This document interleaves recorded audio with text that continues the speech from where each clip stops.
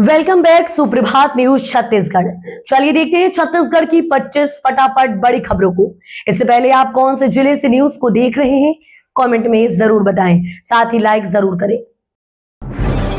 बिलासपुर के लोगों का खत्म होगा इंतजार, अगले महीने से सड़कों पर दौड़ेगी ई बसें।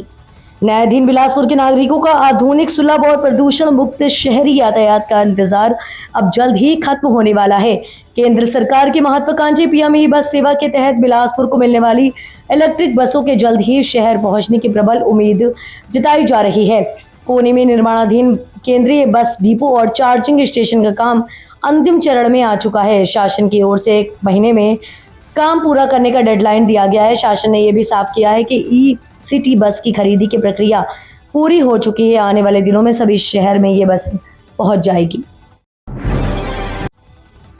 छत्तीसगढ़ के 19 शहरों के 127 केंद्रों पर होगी परीक्षा। मुख्य सचिवों ने कलेक्टर को मॉक ड्रिल करने के दिए निर्देश। मुख्य सचिव विकासशील की अध्यक्षता में मंत्रालय महानदी भवन में आगामी 21 जून को आयोजित होने वाली नीट 2026 पुनर्परीक्षा के सुचारू संचालन को लेकर समीक्षा बैठक आयोजित की गई है। वीडियो कॉन्फ्रेंसिंग से आयोजित इस बैठक में मुख्य सचिव ने जिला कलेक्टरों को आवश्यक दिशा निर्देश दिए हैं। उन्होंने परीक्षा के दौरान केंद्र सरकार एवं राष्ट्रीय परीक्षा एजेंसी द्वारा जारी दिशा निर्देशों का अनुपालन सुनिश्चित करने को कहा है। मुख्य सचिव ने कलेक्टरों एवं पुलिस अधीक्षकों को परीक्षा के पहले ही परीक्षा केंद्रों का निरीक्षण करने और परीक्षा के लिए की गई तमाम तैयारियों के बारे में जानकारी लेने को कहा है। बस्तर में शुरू हुई हाईटेक व्हीकल स्क्रैपिंग सुविधा, परिवहन क्षेत्र को मिलेगा नया आयाम।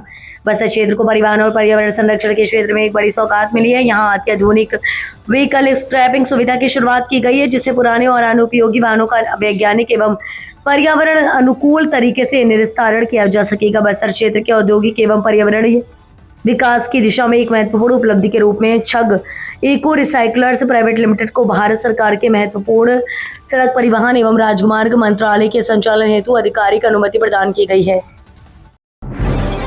रायपुर डोंगरगढ़ और डोंगरगढ़ की गोंदिया मेमू ट्रेन होगी मर्ज। 8 जून से रायपुर से गोंदिया तक एक ही ट्रेन में मिलेगा सीधा सफर। दक्षिण पूर्व मध्य रेलवे ने यात्रियों की सुविधा को बेहतर कनेक्टिविटी ध्यान में रखते हुए रायपुर डोंगरगढ़ और Dongargarh Gondia MEMU passenger train को मर्ज करने का फैसला लिया है। 8 जून 2026 से गाड़ी संख्या 68721 रायपुर डोंगरगढ़ मेमू और गाड़ी संख्या 68723 डोंगरगढ़ गोंदिया मेमू को मिलाकर गाड़ी संख्या 68723 रायपुर गोंदिया मेमू पैसेंजर के रूप में संचालित किया जाएगा। राज्य सरकार ने श्रम पहचान पंजीयन प्रमाण पत्र के नियमों में किया बड़ा संशोधन। छत्तीसगढ़ सरकार ने श्रम पहचान पंजीयन प्रमाण पत्र को लेकर बड़ा संशोधन किया है। अब सिर्फ 24 घंटे के अंदर ही श्रम पहचान पंजीयन प्रमाण पत्र मिल जाएगा। इसके लिए नियोक्ताओं को निर्धारित प्रारूप में ऑनलाइन आवेदन के साथ आवश्यक दस्तावेज अपलोड करने होंगे। दरअसल आपको बता दें कि छत्तीसगढ़ शासन के श्रम विभाग ने राज्य में व्यापार और उद्योगों को बढ़ावा देने के उद्देश्य से दुकानों एवं पारदर्शी और समयबद्ध बना दिया है। राज्य सरकार ने छत्तीसगढ़ दुकान एवं स्थापना नियम 2021 में महत्वपूर्ण संशोधन करते हुए नई आधुनिक सूचना जारी की है, जो 3 जून 2026 से पूरे राज्य में प्रभावी हो गई है।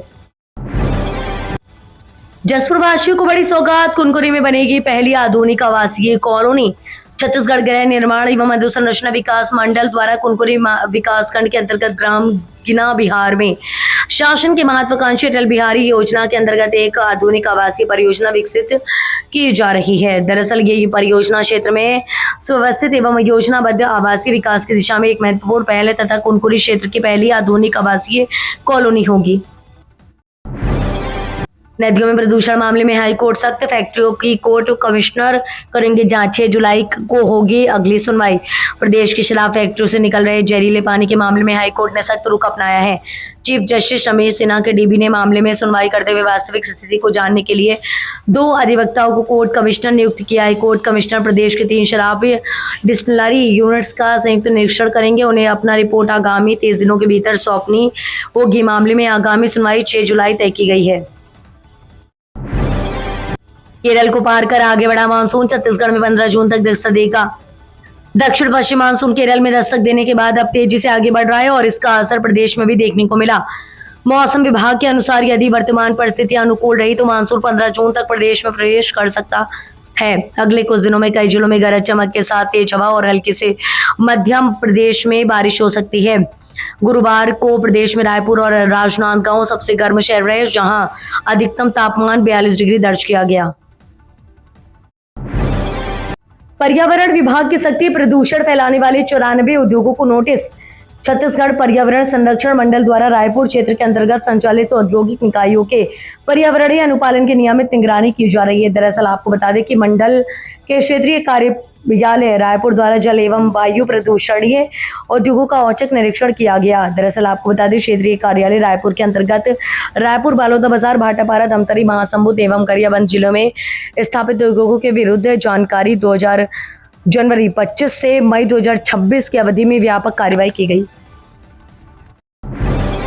छत्तीसगढ़ की महिलाओं के लिए सुनहरा मौका, सरकार देगी 1.5 लाख रुपए। छत्तीसगढ़ शासन के श्रम विभाग द्वारा पंजीकृत महिला निर्माण श्रमिकों को आत्मनिर्भर बनाने और उनकी आय बढ़ाने के उद्देश्य से दी जा रही ई रिक्शा सहायता योजना संचालित की जा रही है। दरअसल हम आपको बता दें कि इस योजना के तहत पात्र महिला श्रमिकों को ई रिक्शा खरीदने के लिए आर्थिक सहायता प्रदान की जा रही है। आपको बता दें सरकार का उद्देश्य महिलाओं को स्वरोजगार से जोड़ना और उनके जीवन स्तर में सुधार लाना है। योजना के माध्यम से महिलाओं को रोजगार के नए अवसर मिलने के साथ साथ आर्थिक रूप से सशक्त बनाने के अवसर मिल रहे हैं।